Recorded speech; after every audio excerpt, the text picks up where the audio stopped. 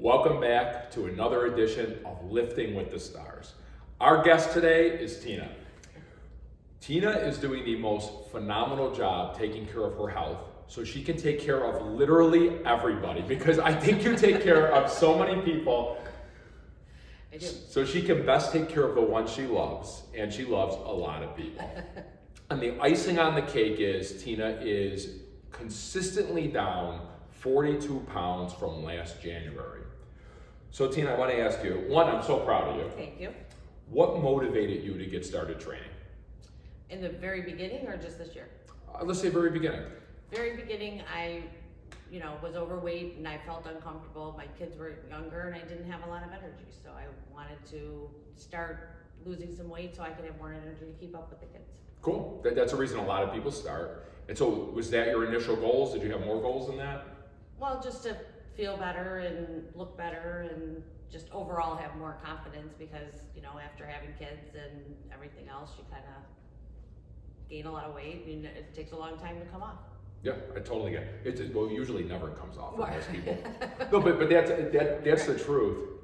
My goal today, you're very blunt, so I'm going to be very blunt too. See, I can use it as an excuse. A lot of times I got to pussyfoot around being blunt, so I'm going to be happily blunt today. But think about it. Childbirth is a traumatic something that happens to your body. Mm-hmm. And for a lot of people, they were skirting through life before that with a young woman's metabolism where they could kind of do whatever they want and maintain a certain weight, and all of a sudden this traumatic event happens to your body. Right. Unless you start getting things on track and doing the things that you truly need to do to maintain a physique, you're never going to get that physique back. And I'm sure you know countless people, and I know countless people who say, my children ruined my body.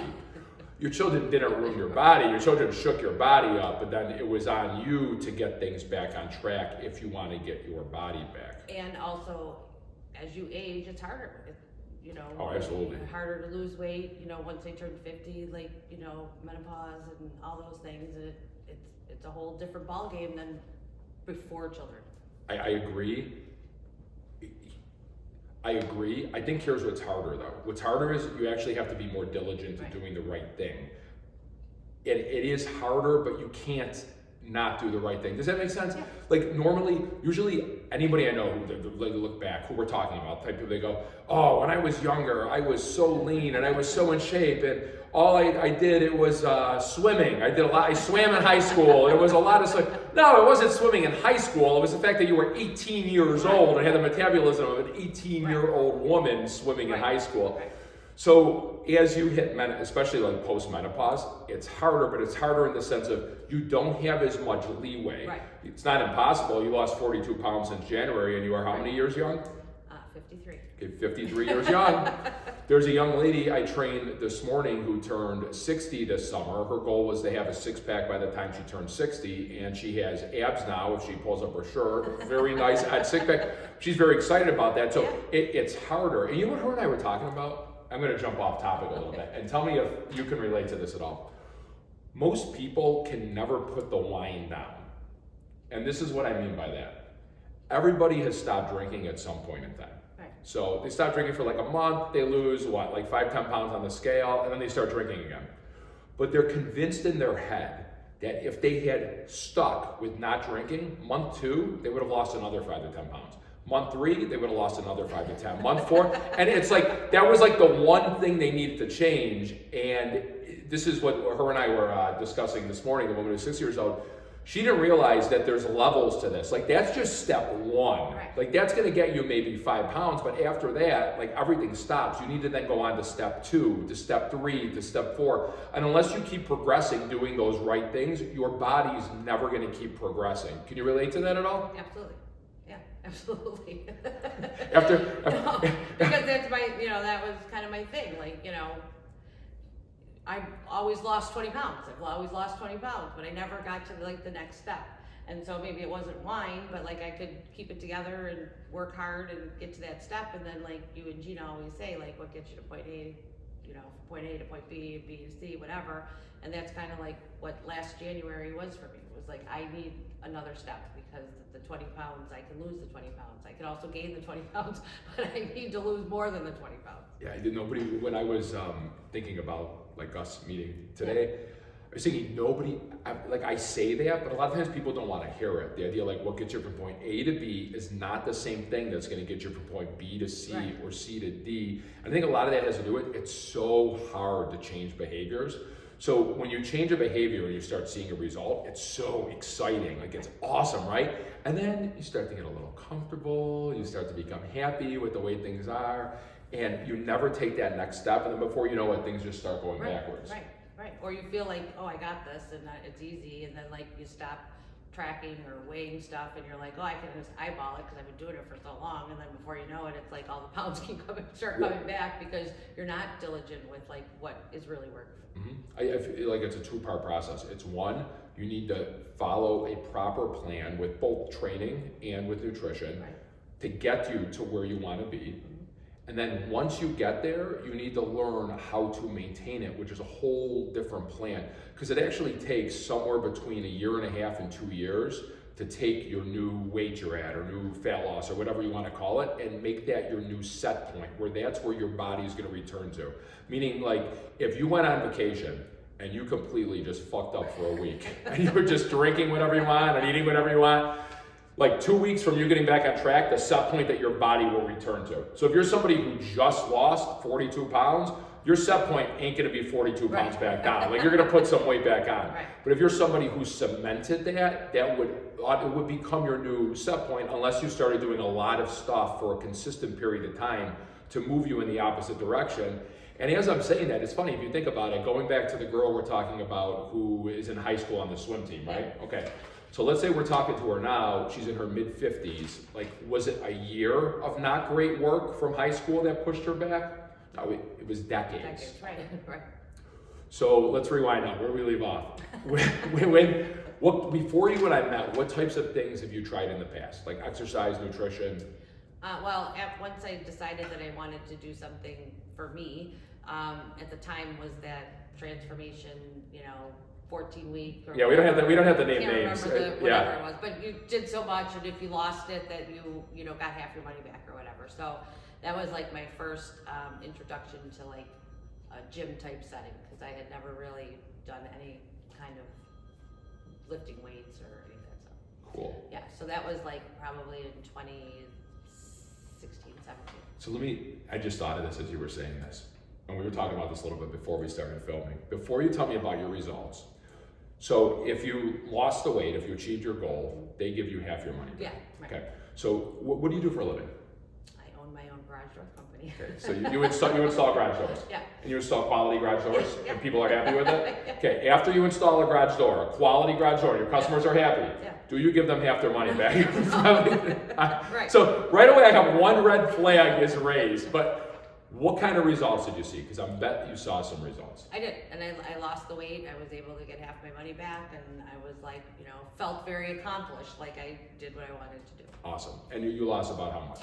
I think it was like 20 pounds. And Tina knows it was a 20-pound challenge, so it was like 20 pounds. That's great. Yeah. And we were chatting about this a little bit before we started filming this, but I asked her, did you lose, okay, she lost 20 pounds, and then she said she did it again, right? I said, did you lose less weight the second time? No, I couldn't even hit the 20 pounds the second time. So you lost less weight the second time? Right. So here's what happens with things like that and why I'm so down on them. It's the type of training she was doing, and like if you want to call it circuit training classes, okay? It wasn't like weights or anything, it was more like, exercise. But you know what a lot of people do? They'll like sprinkle weights into circuit training, and it's the same thing, but people think that they're weightlifting or strength training. Right. The problem is with that type of nutrition plan and that type of training, you are losing fat, but you're also losing muscle. So just as an easy example, if Tina lost 20 pounds, she probably lost about 10 pounds of fat, woohoo, right? But also like 10 pounds of muscle. So now her metabolism's a little bit slower. So then she goes to do it again. She's doing it with a slower metabolism. She's still going to lose some weight, but not as much as last time because her metabolism's a little slower. She could just keep doing that over and over and over again. And what's going to happen is maybe she loses 20 pounds, then 10 pounds, then 5 pounds, then a couple pounds, and then all of a sudden she starts putting weight back on. And eventually she's going to put back on not just that 20 pounds that she initially lost, she'll put on more than that. Only the question is, do you put on 25 pounds of half muscle, half fat, or do you put back on all fat? All fat. So the problem is you make your body fatter by doing that. And the reason I really get so down on those, I assume when you sign up for that program, you're extending trust to whoever's in charge that what you're doing is going to be the proper healthy thing for your body to lose fat and keep it off. And that's why I get so aggravated over things like that. It drives me insane because quite honestly, you know what Jack LaLanne used to say? He used to say, you know Suzanne Summers and the Thigh Master? Jack LaLanne, it's funny when Jack LaLanne say it, right? Because he's a little guy, you can get away. Jack LaLanne would say, Suzanne Summers should be thrown in prison for duping the American people and telling them that the Thigh Master is going to have any effect on their body whatsoever. But for some reason, things like that exist and nobody calls them out on it. And there's a lot of it because I feel like the fitness and nutrition and whatever, you get a lot of bad information from a lot of different sources unless you find a place like Fit House. Oh, stop.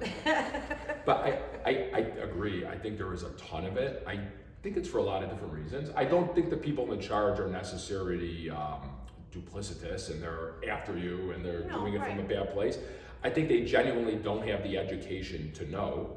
Like anybody could start a gym tomorrow if they want. So I think part of it is education. I think another part of it is kind of like cash grab, to be honest with you. Because people, there's a lot of desperation when somebody has tried to lose weight over and over and over. Look at like weight loss drugs now. Yeah. There's a lot of desperation and there's a lot of people who just want to believe something will work. And when something can I tell you something? Every single person I have ever met from the place that you're talking about, when they start here, I explain to them exactly what happened to their body. Yeah. And they say they understand. Then they get started on a proper strength training plan, they get started with proper nutrition, and we literally undo all the fucked upness that happened to that's what happens. We have to literally rebuild their metabolism. And we do it. And they're able to maintain their weight loss now. They feel healthy, they feel strong. But if I ever bring it up and we talk about it, you can never take away from them. They're still so accomplished by that first 20 pounds they lost. And it makes me insane sometimes. Well, because I think it also, when you're just start out and you find a place like that, it makes you feel like you accomplished something. So it's, I think, hard to give up. Because at least I followed through, I did it, and I got through. You know what? I agree with you 100%. I should have chosen my words differently. I was going to say, it used to drive me insane. Right. Because I would say, all you did was damage your body. I'm like, why? And it didn't give you what you were looking for, and it drove you crazy, and it sent you years in the wrong direction. And then we had to take literally like a year and a half, 2 years to fix your metabolism. But no, I realized exactly what you said. It was like for a lot of people, it was their first time sticking with the program. And being successful. Yeah, and like seeing a result. But see, there is where I get aggravated because I'm like, if I told you, okay, you're gonna lose 20 pounds, but you're gonna lose 10 pounds of fat, 10 pounds of muscle, and set yourself up for a downward spiral, do you consider that successful? And that's what used to drive me nuts. But now I've accepted that it is a success. And for a lot of people, and for you, it was your first step. Yeah. And a lot of times it's like that first step, and that leads to a second step, and leads to a third step, and then before you know, you're sitting next to me. Right. Back on Lifting with the Stars. Right. All right. So, what kind of results have you seen since you started training at Fit House? Just feeling stronger, feeling more confident. Like, a lot of people go to the gym and they ride bikes and they do all this stuff, but lifting weights is kind of cool. It's kind of fun to say to your kids even that I can squat so much, or I can bench press, or I can do this. So, I think at Fit House, it's kind of gives people confidence, and Gina with nutrition has been wonderful, and just little tips and tricks that you learn about either nutrition or all the conversations we have about different foods or supplements or the detox or like all those things that I wouldn't have found anywhere else. That's awesome. So Tina trains with me, and Tina does nutrition with Gina. So in terms of training, that's awesome, like lifting weights. I get it, and that's awesome setting that example for your kids. Well, why is it important for you? Like, what results are you seeing from the weightlifting that make you want to keep doing it? Well, just being stronger. Like I said, I own my own garage door company, so I am out in the warehouse lifting stuff and picking up operator boxes and deliveries and stuff like that. So it's kind of nice to feel like you're strong enough to do that. But you know, it's funny because we were on vacation in Tennessee over the summer and we saw some pictures, and I was actually in the pool in a bathing suit, and I had my arms up, and I was like, oh my God, I have muscles. Like I could love see it. them. And I was like, oh my God, that's my arm. So it kind of makes you, you know, feel good about yourself. That's awesome. I'm going to add in my 2 cents. You always added your 2 cents on me, so I'm going to add in my 2 cents on you. But that's awesome to hear, and it's so important from both the health standpoint, but also when you say confidence, I assume, and myself included, everybody, like that confidence comes from when you're happy with the way you look, Right. You feel more confident. Right. The only way to lose weight, and we're going to say lose fat and keep it off, is to build a bigger metabolism. And the only way to build more of a metabolism is by building muscle. Now, it's going to reflect itself on our bodies differently. So my body, I'm going to get bigger as a man and more muscular, and your body, you're going to have a nice, shapely, toned pool swimsuit arm and body. But that's a cool thing. And then also, I love what you said about work. Do you know what the 2 biggest predictors of mortality are? No. Sarcopenia and dynapenia.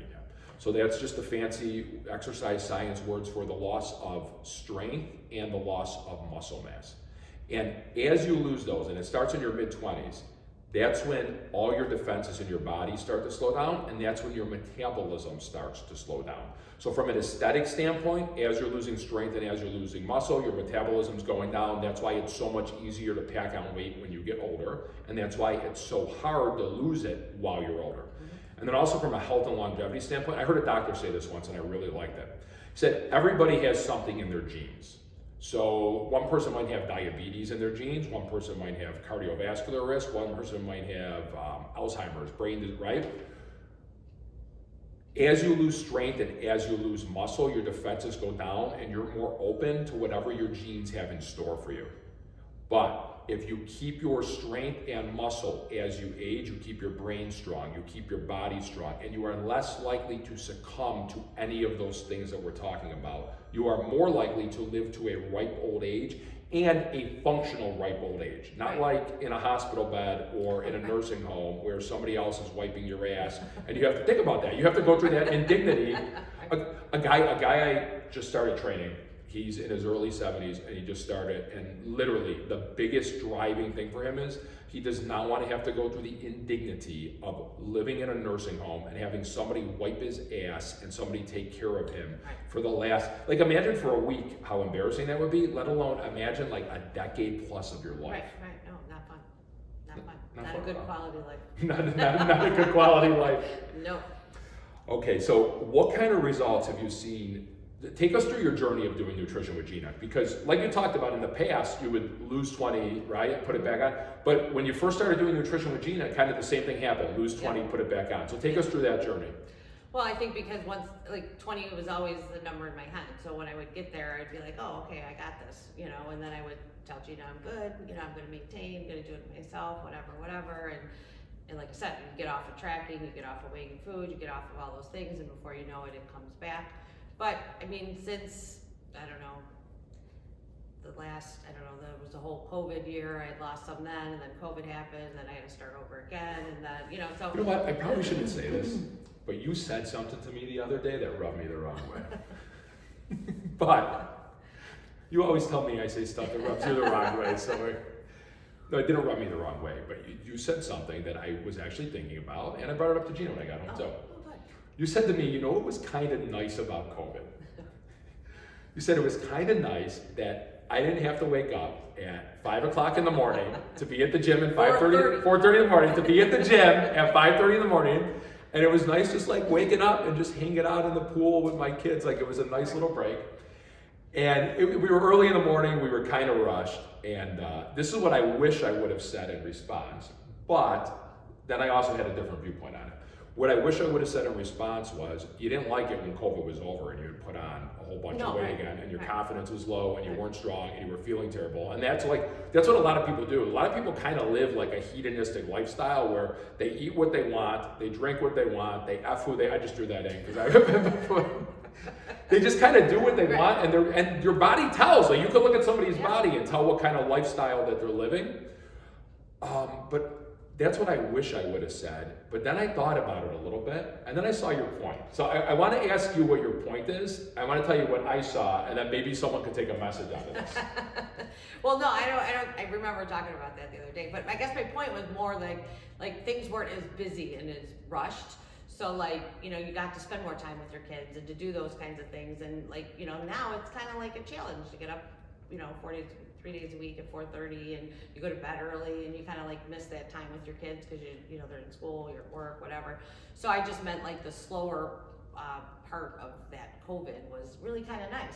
We did get together and train outside.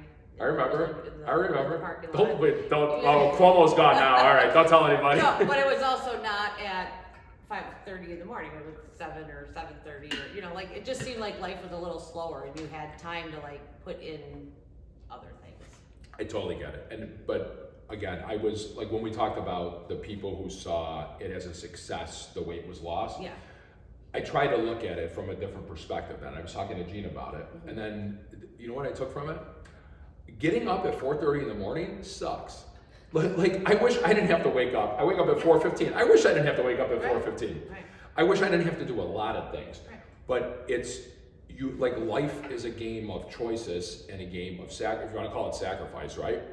So you sacrifice waking up early X amount of days a week to be down 42 pounds, to be confident, and that's not the end all be all. Like, Tina's still going with things, but to be able to maintain a quality of life, a confidence, strength, setting herself as an investment in your future to be healthy as you get older. Because I guarantee you, you're not thinking about 20 years from now. I'm not thinking about 20 years from now, but when it comes, you're going to be thinking about it. So that's the sacrifice, is showing up X amount of days a week when you could be sleeping in for an extra hour or something. But I think the investment is worth it. Sure. And I was saying, like, I do that too. Yeah. Like, I'll tell you what, I get very little sleep right now. Oh, well, Gene and I have a newborn in the house. Right. That's hard.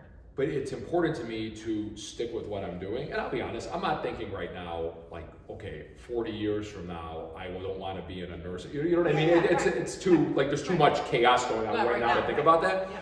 But I do think about this. I want to be able to run around with them and have a blast. I'm an older dad, right? I guess, am I a geriatric dad? Is that a thing? If Gina was a geriatric pregnancy, I guess that makes me a geriatric dad. Well, I was both. I was 38 and 40 when my children were born. So, you know, it is a lot harder when you're older. Okay, so geriatric mom, geriatric dad, according to medical science. Yeah. But I want to be able to run around with my kids, and I want to be jacked. I'm sorry, like, I don't think it's a bad thing. Sometimes people are hesitant to say to me what they really want. Yeah.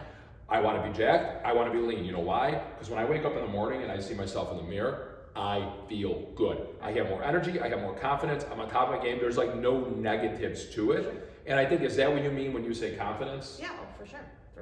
And you know, the whole thing about the 4:30 in the morning is, you know, it really is my choice, because I feel like that's about the only time of the day that nobody needs me for anything.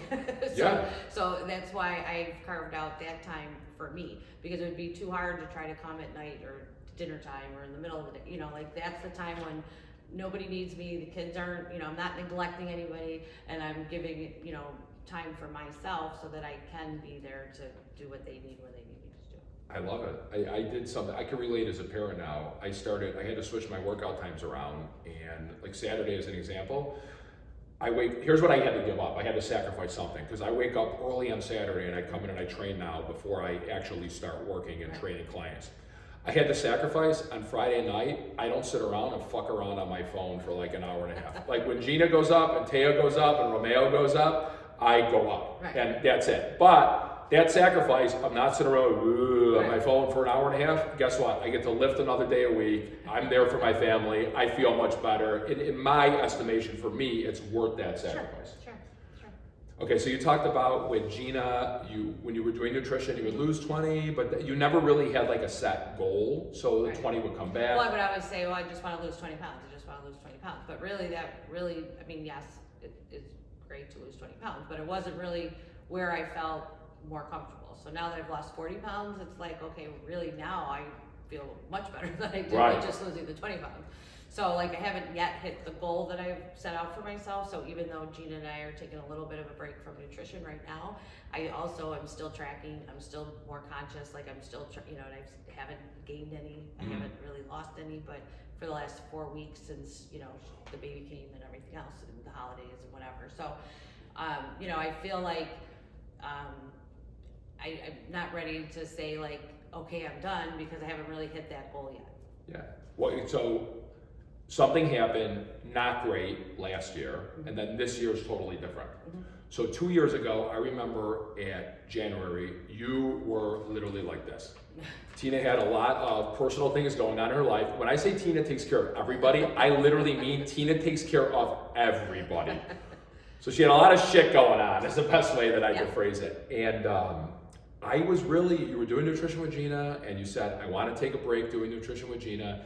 And I said, Tina, I don't think you should. With all of the chaos going on right now, I feel like you need that to hold yourself accountable, and I feel like the results are going to be disastrous if you do. You didn't listen to me. Right, you're right. You listened to me like 50% of the time. But Tina, to Tina's credit, Tina never missed any training during that whole time. That was like her inner schedule, concrete.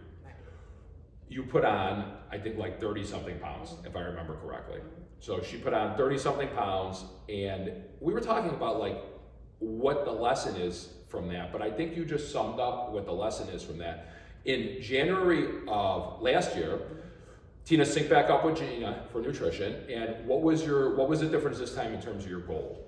My goal was to really be what my goal was, not just those 20 pounds, because it's just 20 pounds just don't really matter. The goal was to a weight that I wanted to get to.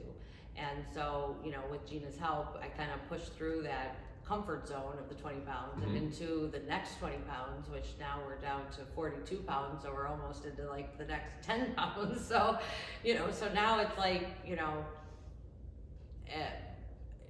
makes me want to keep working because it's not like just this number that I know I can hit, because I haven't hit it yet. When you said something really interesting, we were chit-chatting. I let Tina know what the questions are ahead of time. And you said something really interesting to me that I really never thought of. What did you find, what was different about the process with Gina this time? Like, what did you find beneficial out of it?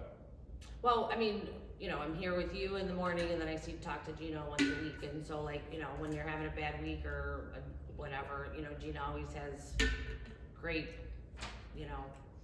makes you feel like you can keep going. She's very encouraging. She's, if you're having a bad week, she's like, okay, shake it off. It's not a big deal. We're going to move on to the next thing, or if you're getting like mentally tired of something or whatever, she's always got some tip or trick to like try something different to get you over that. Yeah, that was the part I had never considered before. You said something to the effect of, you got bored of doing nutrition one way, and then Gina would switch it up for you and give you something else. And then you kind of got bored of doing it like that and give it up something. And then here's why I never thought of that is from the flip side, like from Gina and our side, it's sort of, we look at if somebody is having a hard time sticking with something, it's our job. There's a lot of ways to skin a cat, even though you're not allowed to skin cats anymore, right? But none of the ways that the cat doesn't like any of the ways, right? All right, but we would switch it up, and Gina would switch it up for you, and then that would like reinvigorate you. There's a lot of different ways to, all paths lead to Rome, right? But there's a lot of different paths that you can take. And you know what? I never thought about that from your point of view in the sense of, like, that's exciting to be switching up the way to do it. Well, because then, it doesn't feel like work. I mean, it's like it kind of changes it. Like she had this like jumpstart thing, and then I did like after I got back from vacation, I was like, oh my God. That really works. No, and it did. It was very cool. Yeah. So it's like, just those little things that like along the way that you can do that kind of get you to the next level and get you to the next level. And Tina's like all in, because I know you talked about, so you did the detox. The detox is very, very difficult. It is no joke, but it's very, very beneficial. Tina does something, we're actually gonna measure you today. We do something called, this is something I'm certified in, it's called metabolic balance. What it is it's a 14-point body fat test where I take her body fat at 14 different points, her results get plugged into software, and hormones actually dictate where your body stores fat. So the idea of like you can't spot reduce, meaning like you can't lose fat just off the back of your arm or just off your stomach or just, that's actually not true. Your hormones are dictating what's going on in your body. So once I do those measurements, the software lets us know exactly what's out of balance. And then what we do is it assigns a supplement protocol, and it also gives us more insight into the proper nutrition for Tina, where we can address those. And the healthier your body gets, a healthy body is able to let go of fat and lose fat and keep it off. Whereas an unhealthy fat body is not able to do that. So at the end of the day, like it's never crash diets, crash programs, things like that seem like they're working in the short term and always set you up for failure and a massive rebound in the long term. If you don't address health first, you're never gonna lose fat and keep it off. You're never gonna get the physique that you want, and you're never not gonna have somebody wiping your ass in the nursing home someday. That's the truth. Oh, you know what I was gonna swing back around? So a couple years ago, you stopped doing nutrition with Gina, you put on 30-something pounds. So this year, it was kind of the perfect storm of a lot of things happening during the holidays. I don't want to say your business. You had something very, very sad and stressful happen. Is that the fair way to? Yeah. Okay. And then Gina gave birth to Romeo. I alternate between Romeo and Romeo. I'm undecided. But it was kind of like, so the holidays got crazy. So Gina and Tina took a little break with their nutrition around the holidays. Only here's the difference, if I may say it for you, and if you want to add anything in. The difference is during that little break this time, you are following your stuff. Like right. You're not doing it to the 100% level that you were before, right. But it's more of like a maintenance level, and you're not moving backwards. No, right. And I'm still tracking. Like, you know, I'm still tracking my food because that works for me. Some people doesn't work for, but you know, I just feel like it keeps me, I need the accountability. I need to answer to whether it's this app on my phone or Gina once a week. I feel like I need some accountability, just the way I am. And what a difference though. So it's like the difference is put back on 32 something pound or 30 whatever the other year. Now this year, small break, maintaining. And we talked about she's not quite at her goal weight yet, but then when her and Gina sync back up, we're gonna get to the goal weight. And then, you know what is the fun part? You know, you said it's so hard, you feel like? Learning how to maintain it is actually a lot easier and it's a lot more fun. Yeah. And it's not. I haven't gotten there yet, but we'll see. I promise you, it's like it's uncharted territory for you, right? But I promise you it is more fun because one, you're at your goal, which is freaking awesome. Right. And two, when you learn how to maintain it and you make that your new set point, it actually pushes you like further without even doing anything else. Just learning how to do that, it pushes you further, and then you cement a really, really healthy physique that you are confident in and you feel great about. Okay. So it's very, very cool. That's step 2, or the next step. All right, where are we? Holy smokes, this might be the longest interview I I've think we ever got all done. the questions. I gotta scroll. I really like these ones. All right, we'll go through these ones like fast. All right, how has training, building muscle, and getting leaner affected your life? We did that already. All right, how has it affected your relationship with your friend or with your family? I don't know. I feel like, you know, Mason did come to the gym for a little while, and you know, we have weights in the basement, so he's lifting weights, and I can actually go down there and help him or spot him or whatever. So that's kind of cool. And you know, for your teenage boy to think that you're kind of cool is kind of good. I think that's amazing. And not just that, I think that setting the example for him, because if you didn't do it, you can never sit there someday and tell him to be healthy and to take care of himself. You got to set that example. It's the parent's responsibility to set that example. Sure. All right. How has it affected your relationship with yourself? I think back to the confidence and just feeling confident in your own skin and your clothes fit better and this fits better and you just, you know, feel like you can keep going. What are your future goals? Well, he'll still hit this goal, but I'm sure Gina will have another one after that. I'm sure she will. All right, last question. Advice for people on the fence.